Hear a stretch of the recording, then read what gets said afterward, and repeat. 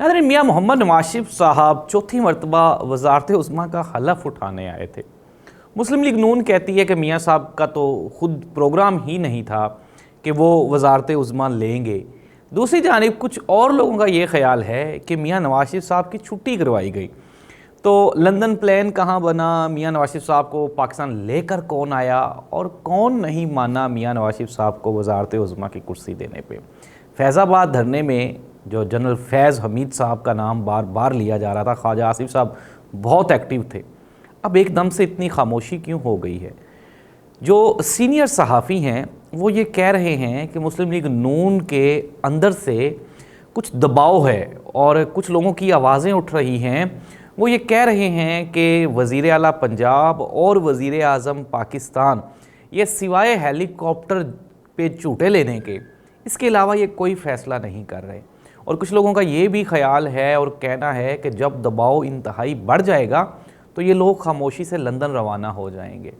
क्या कोई लंदन रवानगी की मामलात, कोई बातचीत चल रही है या अभी ये हुकूमत चलेगी? तो नाज़रीन, सबसे पहले हम बात कर लेते हैं मियाँ नवाज शरीफ साहब के बारे में। हम सब लोग जानते हैं कि इमरान खान साहब की 2021 तक गवर्नमेंट थी और उस गवर्नमेंट को ख़त्म करने में एक रजीम चेंज ऑपरेशन का इनाकाद किया गया। मुस्लिम लीग नून भी आज इस बात पे मुत्तफ़िक है। वो कहते हैं जनरल बाजवा साहब जो थे वो इस सारी की सारी कंपेन में, सारी की सारी प्लानिंग में इन्वॉल्व थे। मुस्लिम लीग नून इवन के मरीम नवाज साहिबा भी ये कह चुकी हैं।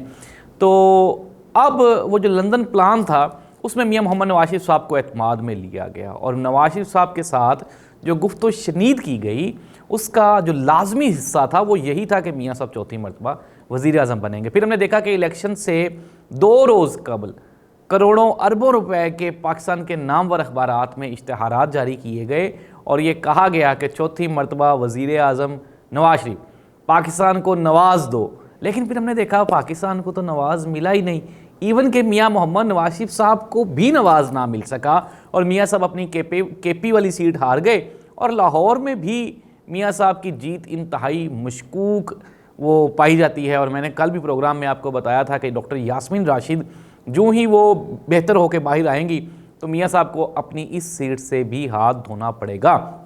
दूसरी जानिब अगर हम बात कर लें मुस्लिम लीग नून की, तो मुस्लिम लीग नून की जानिब से कल गरीदा फ़रूकी साहिबा को मैं सुन रहा था तो मुझे तो समझ नहीं आती यार कि इन्होंने पता नहीं कहाँ पे अपनी ज़िंदगियाँ बर्बाद कर दी।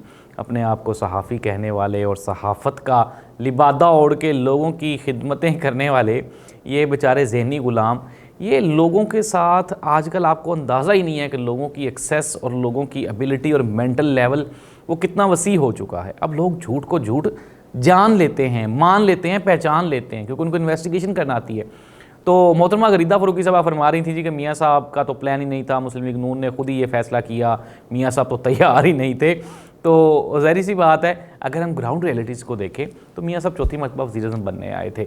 इंतहाई अहम सोर्सेज जो हमारे मुस्तनद ज़राए हैं उन्होंने, मैंने आपको पहले ही बताया था कि 88-90 के करीब सीट्स का इनके साथ तय किया गया था। फिर कहा गया था कि 15 को सीट्स आपको मज़ीद भी दे दी जाएंगी, यानी कि ये चली जाएंगी कोई 105 के करीब और मियाँ साहब बासानी चौथी मरतबा वज़ीर आज़म बनेंगे। लेकिन फिर हमने देखा कि मियाँ साहब इवन के उस रात जिस रात इलेक्शंस हुए थे 8 फरवरी की रात को भी हमने देखा था कि मियाँ साहब अपने वो कपड़े शपड़े पहन के और वो सारी फैमिली वो बालकनी में आ गई थी तकरीर करने के लिए।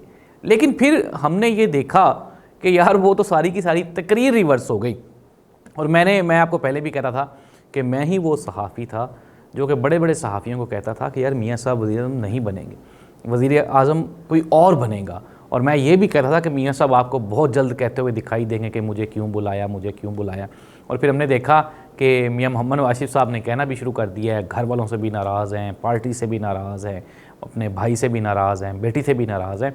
तो ये मियाँ मोहम्मद नवाज शरीफ साहब कतन ये कोई कुर्बानी देने के लिए नहीं आए थे यहाँ पे। अब तो बल्कि वो चाह रहे हैं कि यार मुझे किसी न किसी तरह से लंदन जाने दिया जाए। लेकिन अब जो लेकर आए हैं वो कहते हैं कि अब आप हमारी मर्ज़ी के बगैर लंदन भी नहीं जा सकते।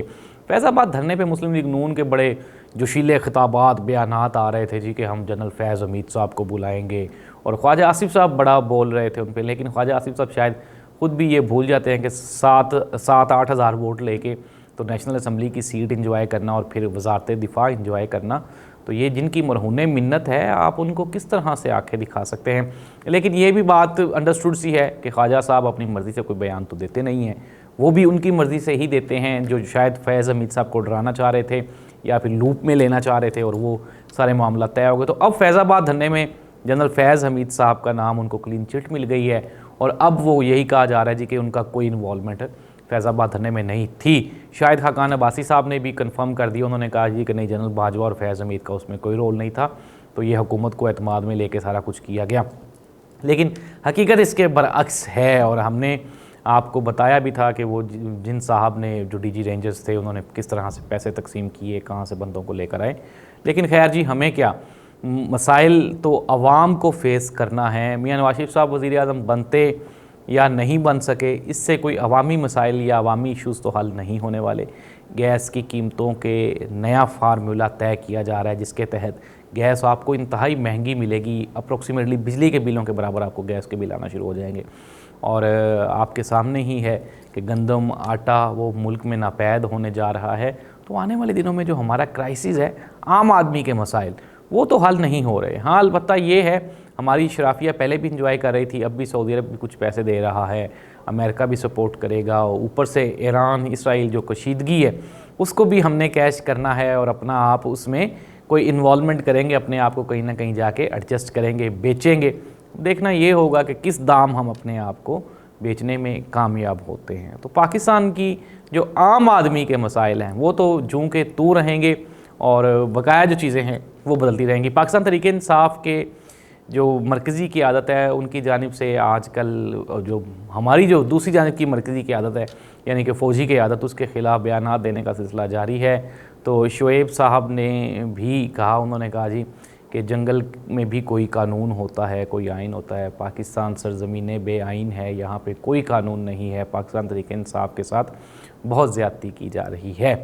तो पाकिस्तान तहरीक इंसाफ भी इस वक्त पॉलिटिकली वो डबल साइड पे खेल रही है। जैसा मैंने कल भी आपको बताया, शामदाना गुलजार ने कहा था कि एक ग्रुप इसमें वो सीनियर लोगों का है जो कि बेहतरी चाहते हैं, और दूसरा जज्बाती खानिस्ट उन्होंने कहा था।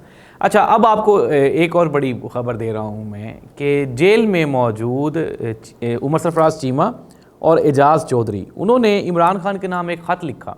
उन्होंने उस ख़त में लिखा कि जितने भी अरकान जो कि पार्टी छोड़ गए थे, वो चूँकि मजबूरी में छोड़ के गए थे, और उनके हालात ऐसे थे कि वो उस वक्त वो सस्टेन कर नहीं सकते थे, रेजिस्ट कर नहीं सकते थे।